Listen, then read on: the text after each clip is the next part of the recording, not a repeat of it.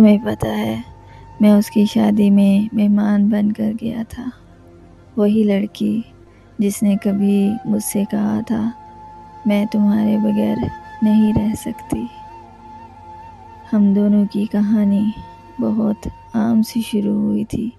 कुछ बातें, कुछ मुस्कुराहटें और फिर आहिस्ता आहिस्ता मोहब्बत। हम घंटों फ़ोन पर बात करते थे। हमें लगता था ये सब हमेशा रहेगा। फिर एक दिन वो अचानक बदलने लगी। मैसेजेस कम हो गए, बातें भी कम। मैंने पूछा क्या हुआ, वो बस खामोश रही। कुछ महीनों बाद मुझे उसकी शादी का कार्ड मिला।